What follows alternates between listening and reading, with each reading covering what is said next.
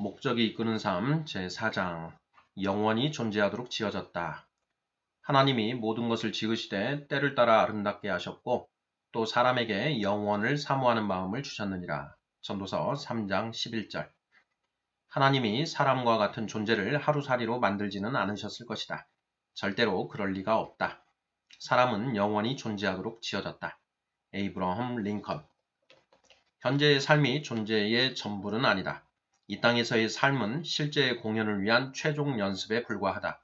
우리는 지금 여기에서 보내고 있는 시간보다 훨씬 긴 시간, 즉 영원한 시간을 이 땅을 떠난 뒤에 살게 될 것이다.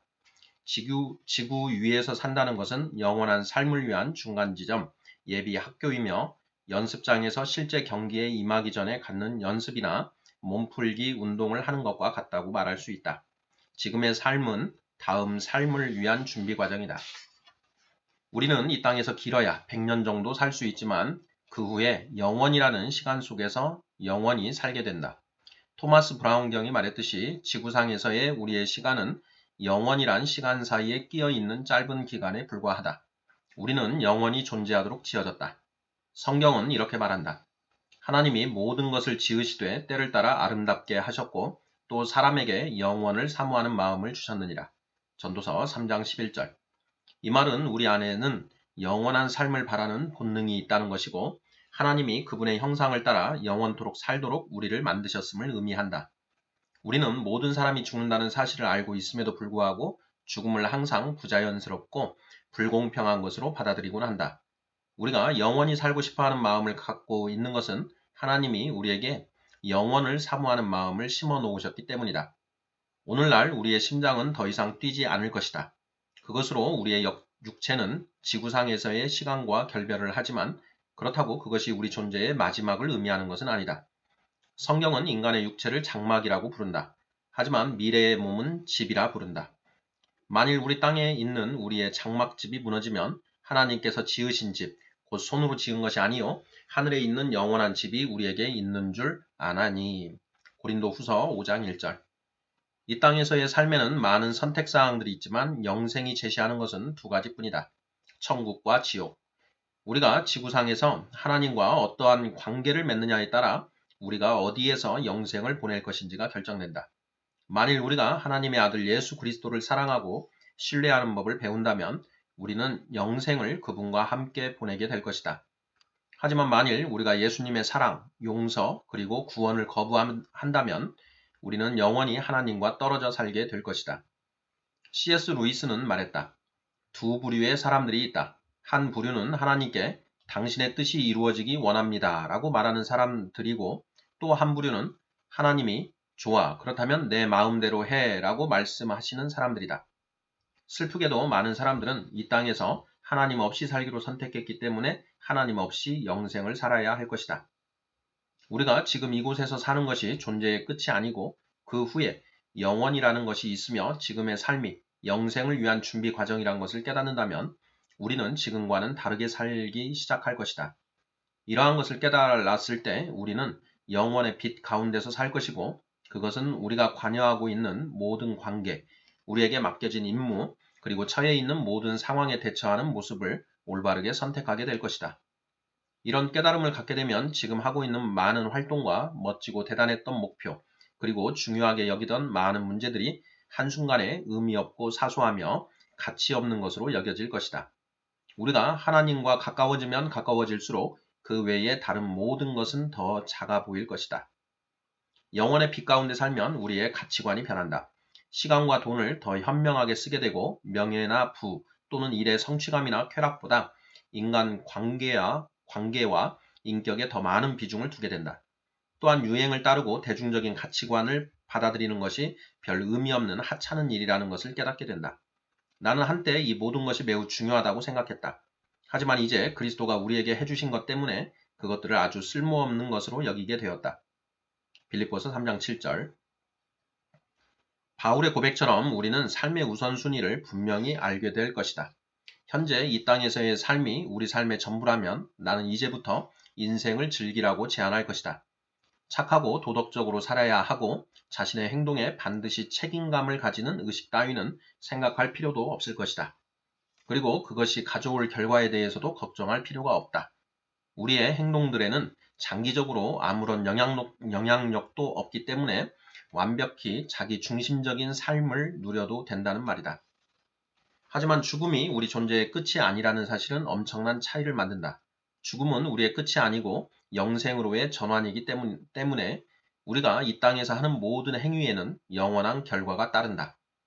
우리 삶에서 이루어진 모든 행동이 영생에서도 계속 영향을 미친다는 말이다. 현재의 삶에서 가장 해로운 면은 근시안적인 사고다.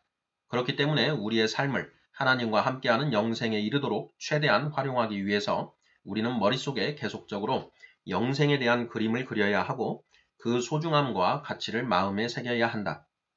오늘의 삶은 물 위에 떠있는 빙산의 일각에 불과하고 영생을 사는 그곳은 지금 우리 눈에 보이지 않는 그러나 분명히 존재하는 바닷속에 잠겨있는 빙산의 덩어리 같다고 할 수 있다. 하나님과 영원히 함께하는 것은 어떨까? 솔직히 우리 머리로는 천국의 위대함과 불가사의함을 이해할 수 없다.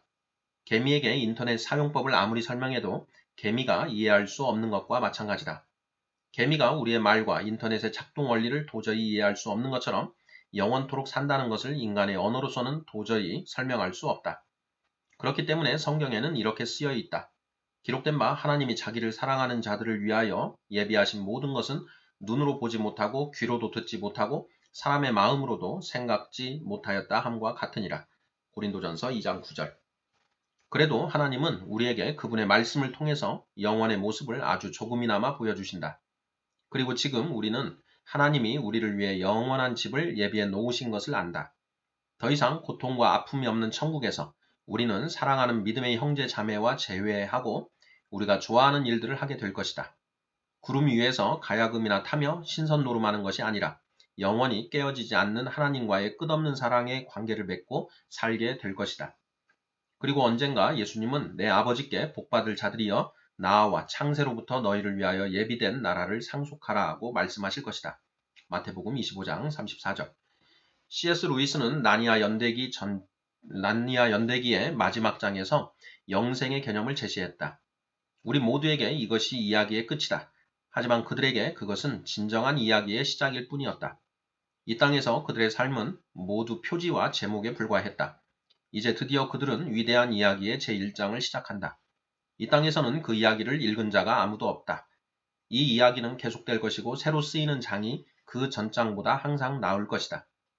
하나님은 이 땅에서 우리의 삶에 대한 목적을 가지고 계시지만 그것이 이곳에서 끝나는 것은 아니다. 우리를 향한 그분의 계획은 우리가 이 지구라는 행성에서 보낼 몇십 년보다 훨씬 많고 우리에게 평생도록 매일 기회가 주어진다 할지라도 하나님은 그 이상의 많은 기회를 우리에게 주신다. 성경은 이렇게 말한다. 여호와의 계획은 언제까지나 한결같고 그분의 뜻은 영원히 변하지 않을 것입니다. 시편 33편 11절. 사람들이 영생에 대해 생각하는 유일한 시간은 장례식이라고 할 수 있지만 이것조차도 대부분이 무지에 바탕을 둔 얄팍하고 감상적인 생각들이다. 우리는 죽음이 그저 무섭고 두렵기만 할 뿐이고 가급적 죽음에 대해서는 생각하지 않으려 한다. 하지만 죽음을 부인하거나 피할 수 없다는 것을 염두에 두지 않고 사는 것은 건강하지 못한 삶의 모습이다. 전도서 7장 2절. 왜냐하면 결국 언젠가 일어날 사실에 대해 준비하지 않고 살아가는 것은 가장 어리석은 자의 삶이기 때문이다. 그렇기 때문에 우리는 영생에 대해서 더 많이 생각해야 한다. 우리가 어머니의 자궁에서 보낸 9개월의 시간이 그 자체로 끝이 아닌 또 다른 삶을 위한 준비였듯이 현재의 삶은 다음 삶을 위한 준비 과정이다. 만일 우리가 예수님을 통해 하나님과 관계를 맺고 있다면 우리는 죽음을 두려워할 이유가 없다. 바로 그것이 영생으로 들어가는 문이다. 이 땅에서 보내는 마지막 순간이 되겠지만 그것이 우리 존재의 마지막 시간은 아닐 것이다. 삶의 끝이 아닌 영원한 삶을 새롭게 시작하는 날이 될 것이다. 성경은 이렇게 말하고 있다. 이 세상은 우리의 집이 아니다. 우리는 하늘에 있는 우리의 영원한 집을 기대하고 있다. 히브리서 13장 14절. 영원에 비교하면 이 땅에서 우리에게 주어진 시간은 눈 깜짝할 순간이라고 할 수 있지만 그에 따른 결과들은 영원히 남을 것이다. 이 땅에서의 행동은 다음 삶의 운명을 결정한다. 우리는 우리가 육체를 입고 지내는 매 순간이 하늘에서 예수님과 함께 영원한 집에서 사는 것으로부터 떨어져 있는 시간임을 깨달아야 한다. 고린도후서 5장 6절. 남은 인생의 첫날이라는 슬로건이 몇 년 전 많은 사람들 사이에서 유행한 적이 있다. 하지만 매일을 인생의 마지막 날처럼 여기고 사는 것이 더 지혜로운 삶의 모습이다. 우리의 마지막 날을 준비하는 것이 매일의 일이 되어야 한다고 쓴 매튜 헨리의 말을 기억하자. 데이 4. 내 삶의 목적에 대하여 생각할 점. 지금 이 순간의 삶 그 이상의 것이 있다. 외울 말씀. 이 세상도 그 정욕도 지나가되 오직 하나님의 뜻을 행하는 이는 영원히 거하느니라. 요한일서 2장 17절. 삶으로 떠나는 질문. 나는 영원을 위해 지어졌다. 그렇다면 이제 그만두어야 할 일은 무엇이고 오늘부터 새롭게 시작해야 할 일은 무엇인가?